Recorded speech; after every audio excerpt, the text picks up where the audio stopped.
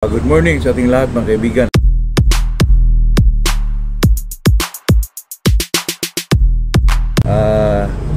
Bago tayo mag-umpisa sa ating usapin po ay shoutout muna tayo kay Dicky Delgado from Pilar de Plahan sa Buanga Sibugay, kababayan to. Hernani Simon Jr., Richie Lido sa Buanga City, Arlinda Suyat at saka itong si Pisyong Inuna, Iloilo. Kahapon mga kaibigan yung na-topic natin na tungkol sa mga sisiyo po na hindi ba daw magkasakit kahit idaw na sa lupa mga kaibigan. Ito namang po yung usaping ganyan na kasi itong wow manok mga kaibigan, tayo naman hindi endorser dito, tayo lang topic lang natin ito mga kaibigan kasi may nagtanong sa atin kahapon na pwede ba daw hindi magbakuna kasi naman sayang naman yun mga kaibigan kasi pag magbakuna ka marami pang sobra doon kasi yung isang bakuna kaya kaibigan siguro ang maubos niya, ang malagyan ng sisiyo doon siguro mga 100 plus mga kaibigan, baka 200 pa nga. Napakasayang po, pero wala na tayong magawa dyan mga kaibigan, talagang itapon natin yan kasi kung ilagay pa natin sa rip mga isang buwan baka hindi na epektibo po, sayang naman. Akala mo effective sa manok mo tapos wala palang resulta, wala palang hindi pala mahirap naman yun kasi alam mo na pag sisiyo mga kaibigan magkasakit ay parang tayo rin ay magkasakit po. Pag tayo ang may-ari mga kaibigan, makaka-stress din mga kaibigan. Kaya yung tanong na yun mga kaibigan ay talagang totoo yun na medyo hindi magkasakit yung manok mo. May nag-comment din sa Facebook ko mga kaibigan na kahit ba daw naidaw na sa lupa ay hindi pa rin ba magkasakit kung pinakain ng yung wow manok ng granules mga kaibigan. Yung mga ganyan naman mga kaibigan, hindi naman natin yan masigurado, masure na hindi talaga magkasakit. Alam nyo na yung sisiyo okay sila ngayon. Pagdating kahit nga bakunado mga kaibigan, may mga ganong bagay pa rin siguraduhin mo lang yung area mo na disinfect mo. Kung damuhan mas maganda, pero kung hindi naman lagyan mo ng buhangin ganon. Kundi yung mga ginabas ba na sa kahoy mga kaibigan ba, yung mga ginabas ba sa Bisaya pa. Pero pag ang area mo naman mga kaibigan ay medyo maganda, ay damuhan ganon, talaga hindi magkasakit po, lalo na pag naidahon mo ang manok 2 months plus or 3 months plus, talagang talagang matibay na po mga manok na ganyan. Kasi pag ako mga kaibigan, pag hindi po na-immunize yung manok ko, matagal ko rin ibaba sa lupa po kasi alam na naman natin yun na pag mababa na yan sa lupa mga kaibigan ay talagang may mga bakterya na dyan, hindi talaga natin may iwasan yan. Pero pag sila mga kaibigan, probiotic po, parang sila po, parang protektado sila mga kaibigan, totoo yan.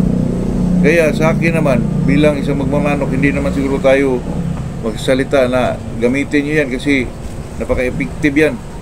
Basta lang siguraduhin nyo lang mga kaibigan na malinis yung nilalagyan nyo at saka yung mga sisiyo mga kaibigan medyo idilin natin sa pagbaba ng lupa po kasi alam naman natin pag naibaba na yan, nandiyo na yung mapapasok yung mga kuksi, yung mga sagumburo mga kaibigan, yun ang nakakalungkot po, medyo masipon.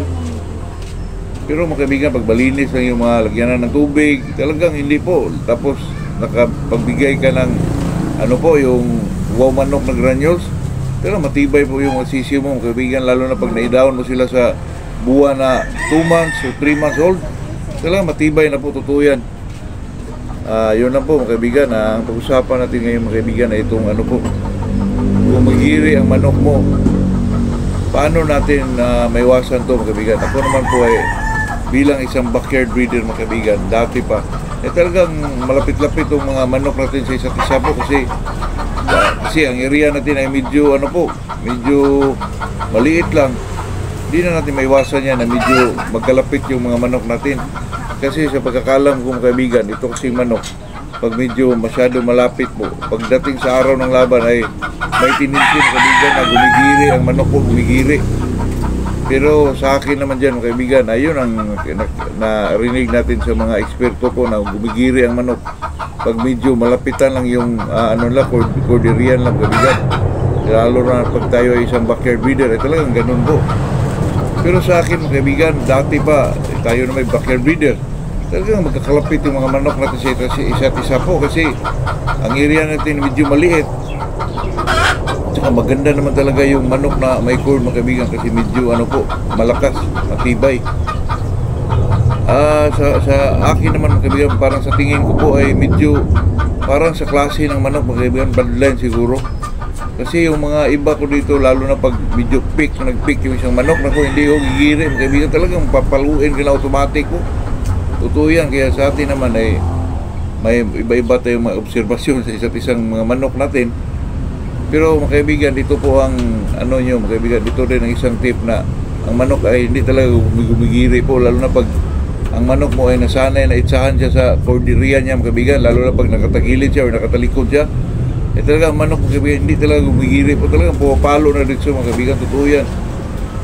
Ako kasi, backyard tayo, mga kaibigan, na-try ko na rin kasi dati, mga kaibigan, pag medyo ang manok ko walang ilag, eh talagang itsahan ko sa medyo hindi niya nakikita po, sa gilid niya, sa likuran niya, para magbantay ang manok, mga kaibigan. Pero isa din yun na ang manok na hindi gigiri po kasi alam naman niya na saktan siya, hindi niya nakita pero talagang mapalo siya. Kaya ang manok, mga kaibigan, hindi na ako gigiri po, totoo yan.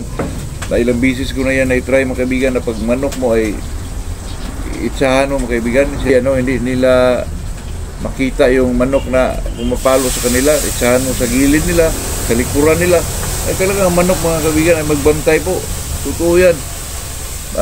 Instinct yun sa kanila, mga kaibigan, na pag pinapalo sila, umiilag po. Kaya ang manok na gano'n, na nasanay sila sa itsahan sila, mga kaibigan, sa hindi nila makita po, ay talaga ang manok ay magbantay po. Kasi ang manok naman ay talagang magtanda po. Kasi ako naman, backyard na nasanay na ako, mga kaibigan, na mga manok ko ay kasi maglaban tayo, pero ulutan lang, mga kaibigan, totoo naman. Tayo na may mga pobreng magmamanok lang po. Kaya yun po, yun lang ang masabi ko dyan, mga kaibigan, pag gumigiri ang manok mo. Pero sa mga eksperto naman, sa tingin nila po ay yung medyo nagkakalapit lang po, medyo, kasi sa mga farm naman, mga kaibigan, may mga sinusunod silang distansya siguro mga 10 meters, mga kaibigan, layo nun, 10 metros, napakalayo nun, mga kaibigan. Kung tayo backyard lang, baka isang ruler lang baka maganuhan pa, magtukaan pa doon. Pero pag yung sinasabi ko, mga kaibigan, na itsahan mo sila sa hindi nila makita po, yung mapalo sila, kung may glove naman, para naman hindi sila masira po. Nako, talagang hindi gagiri yung isang manok, mga kaibigan, totoo yan.